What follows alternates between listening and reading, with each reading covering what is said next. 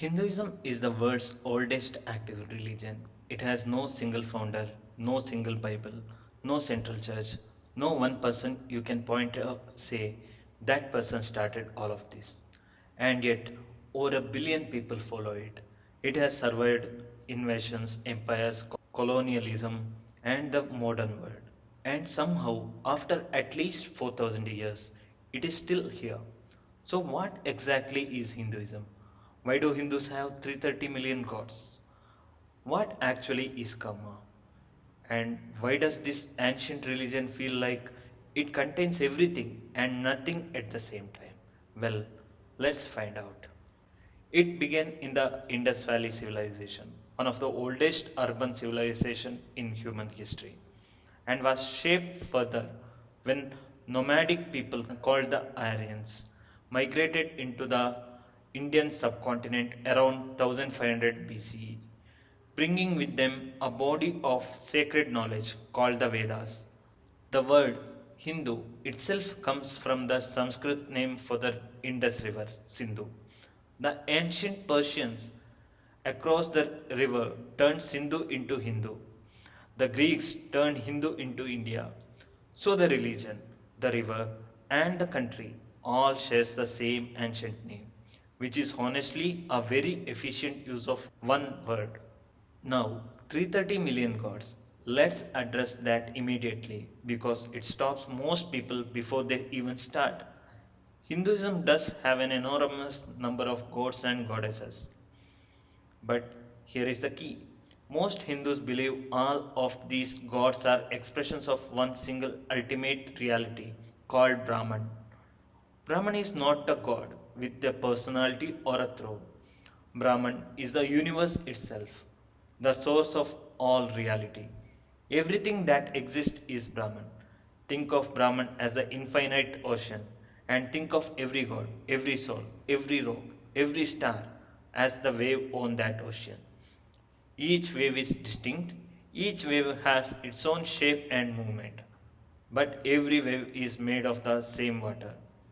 The 330 million gods are not 330 million separate supreme beings competing for attention.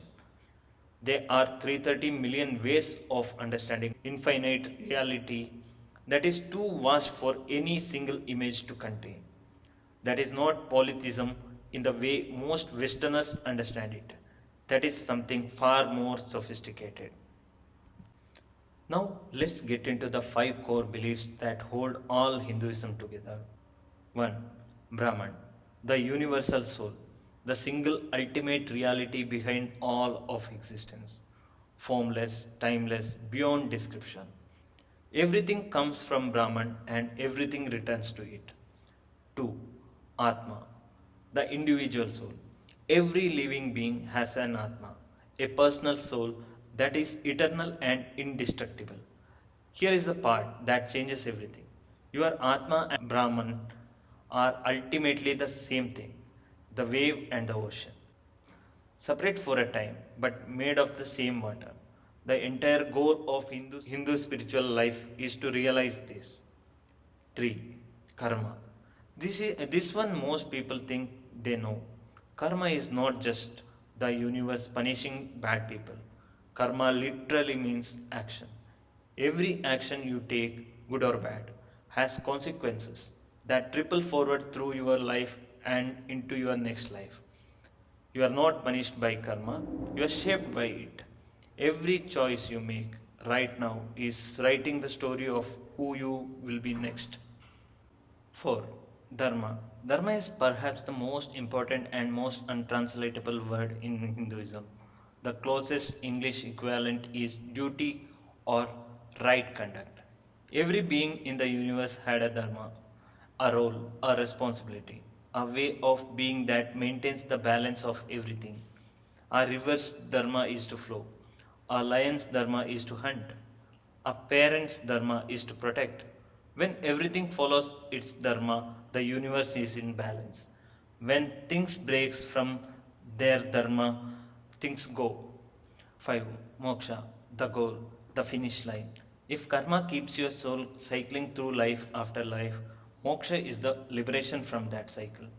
When your Atma fully realizes it is same as Brahman, when the wave truly understands it, it is the ocean, the cycle ends.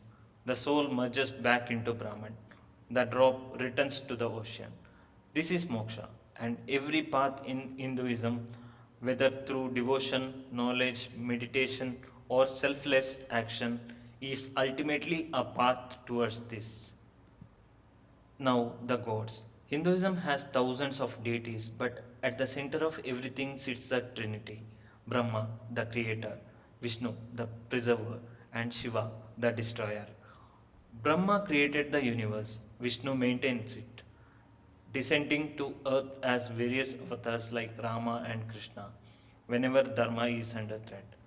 And Shiva destroys it at the end of each cosmic cycle so it can be reborn. Creator, preserver, destroyer. Birth, life, death. The same cycle at a cosmic scale. Then there is Ganesha, the elephant headed son of Shiva, the remover of obstacles, perhaps the most immediately recognizable figure in all of Hinduism. He did not start with an elephant head, by the way. That is a longer story. There is also Lakshmi, goddess of wealth and fortune, Saraswati, goddess of knowledge, Durga, the fierce goddess who fights evil when no one else can. Each deity represents a different aspect of reality, a different face of Brahman looking back at you. The sacred texts of Hinduism are vast.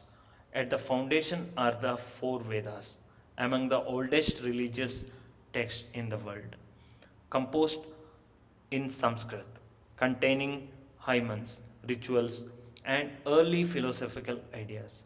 Built on top of the Vedas are Upanishads, philosophical texts that ask the deeper question: what is the self? What is reality? What is the relationship between the individual soul and the universe? And then there is the Bhagavad Gita. The Gita is arguably the most beloved text in all of Hinduism. It takes place on battlefield. A great warrior named Arjuna refuses to fight because he cannot bear to kill his own relatives on the opposing side. The god Krishna appears as his chariot, and what follows is one of the most profound philosophical conversation in human history about duty, action, the soul, and how to live a meaningful life. Arjuna's problem, as Krishna explains it, is that he is confusing his temporary relationship with his eternal dharma. The Gita's answer to human suffering is not to stop feeling. It is to act, but to act without attachment to the outcome. Do your duty, do it well, and release the result. Today, Hinduism is world's third largest religion with over 1.2 billion followers, the vast majority in India, Nepal, and among diaspora communities worldwide. It has no central authority, no single pope, no governing body. It is extraordinary diverse, a billion people practicing it in a billion slightly different ways, worshipping different gods, following different texts, observing different rituals, and yet all connected by those same core ideas: Brahman, Atma, Karma, Dharma, Moksha, the wave and the ocean. So, those are the basics of Hinduism. One infinite reality, 330 million faces, 4,000 years of questions, and a billion people still asking them. It isn't even close to covering everything. One video simply cannot. But I hope it gave you a window into the world view of over a billion people. You can find all the sources in the description. If you like this video, please subscribe. And if you enjoyed this one, I think you would really enjoy the video of Sikhism. Thanks a lot for watching.